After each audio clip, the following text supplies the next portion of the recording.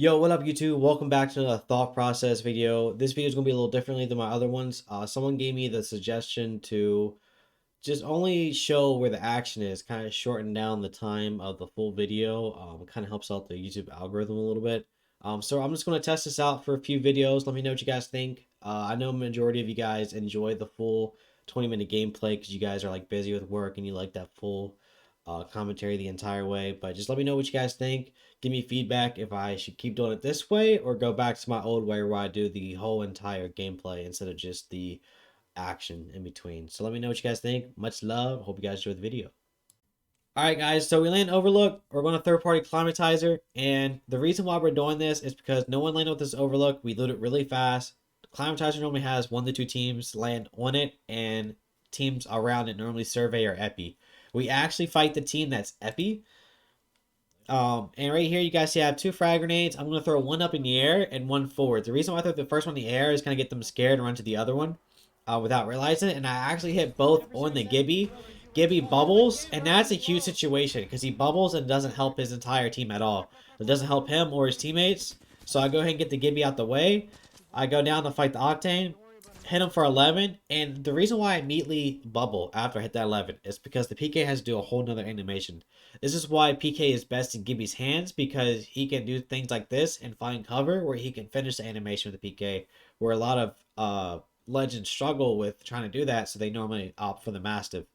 So the reason why I throw it to the back right is because I know I've thrown bubble plenty of times where I know the Octane is going to be on the other side of the bubble, and this is why I recommend throwing bubble every fight in pubs, so you start to learn your bubble positioning. So this bubble was perfect. He was completely outside. I finished animation, melee, PK. That's why you want to throw bubble down and finish animation so you can get that nice PK shot off.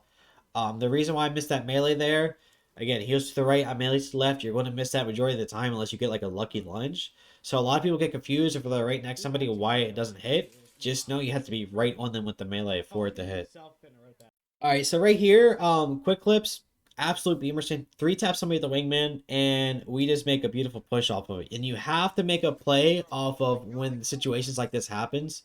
So right here, we just immediately got a full send, don't care about anything else. They got the res. I call that out. Arcstar goes down. And the reason why I bubble the Arcstar instead of just backing up more is because my teammates and I are full sending this team. We are trying to get there as quick as possible. So as long as I bubble and I call out there's an Arcstar, my teammates will not go in it. So it's kind of like a marker point of, hey, there's an Arcstar right here. Just don't run into the bubble because it's inside. A lot of people don't think about using the bubble that way. People only think of it as like a waste.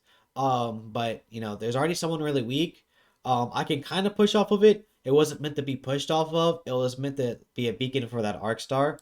My teammates didn't get hit by it. They didn't run into it, nothing. I pushed forward, hit him for a nice 87. I get absolutely blasted. But again, it was a good trade-off because the guy that was already really weak, that was knocked the first time, hit someone for 87 purple. They're weak now, and my teammate just popped off. I tried to do whatever I could. I went down fighting. That's what you should do as Gibby. But yeah, teammate's a beam lord, honestly. All right, right here we have a team coming in. There's 3 buildings in the back where we are that are absolutely huge to have. They take the Dorito building. If you guys don't know that the building's called right there, the other one's called Dorito. Looks like a Dorito, I guess. One kid's got called out, and I tried to capitalize on it with a flatline. Hit him for 104. Sadly, my teammates were not there to capitalize. They were holding a different angle. I throw Arcstar on the door to pretty much break it because it's annoying trying to fight a team that can just open door, shoot, and then close the door.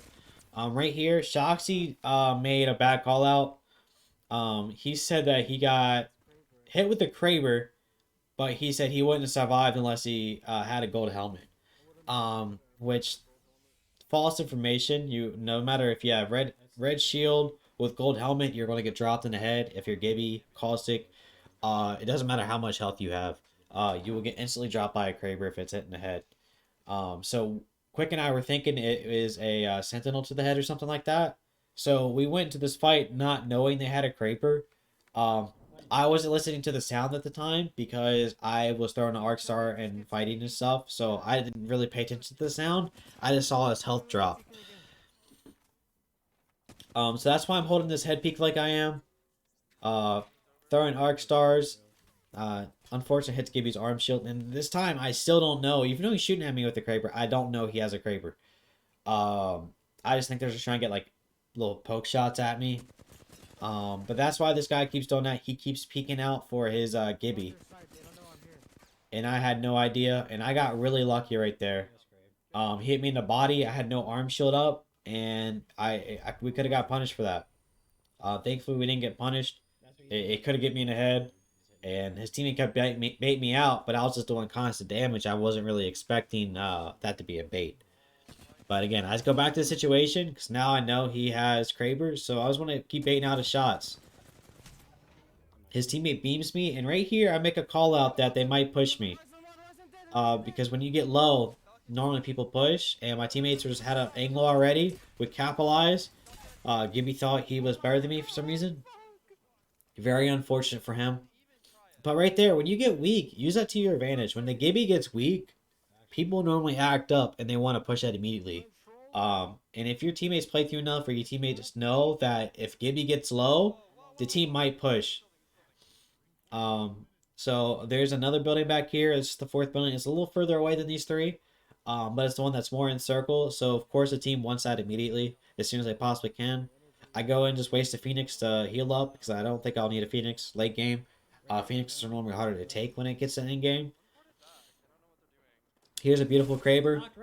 Honestly, the best thing you can ask for. Knock in the Wraith and immediately aping off of it. And right here we find out it's a team of two. It's a Wraith and Mirage. So that's a good thing about the Kraber is making sure your shots count. Unlike the Gibby on the other team, I made sure I hit the headshot and were able to push off of it. So that entire time that Gibby was trying to hit me, the reason why he couldn't get a headshot is because I was high ground. And Gibby with high ground, with arm shield, it's extremely difficult to hit a headshot. You most likely have to break the arm shield before you get a shot at his head when he's high ground like that. So that's what happened with that Gibby the entire time. That's why they couldn't capitalize with the Kraber.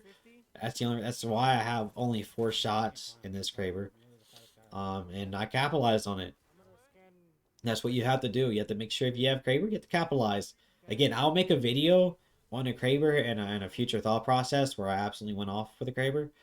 But it's Kraber's really fun, but it's one of those weapons. It can change the game as long as you don't waste it. Caustic hit 144 right there. If you can swing on that, do it. I made a call out to swing on that. No one swung on that right away, sadly. It's just Caustic. I'm not worried about him. They were really slow on swinging on it, but I still got the assist on it, and that's why I kind of told them to swing on it. And last team, honestly, they don't have Gibby, so I take the advantage of that. They don't have Gibby or Watson. I throw alt right on top of them. I was already spectating this team, so I knew they didn't have it. They're all low. They're all broken. Broke all of their shares with the alt again because they have 0 cover for the alt. They don't have any legends that can really protect them either. So we just take a big advantage of that. I'm trying to pop up the Kraber. Didn't work, but I still got my assist in there. And honestly, it was a really fun game. It was fun in the very beginning, and nothing happened, of course, until the very end. And that's what needs to happen in these games, guys, is you're only going to be fighting in late game majority of the time. So just be prepared to have nothing going on until the end game and just pop off.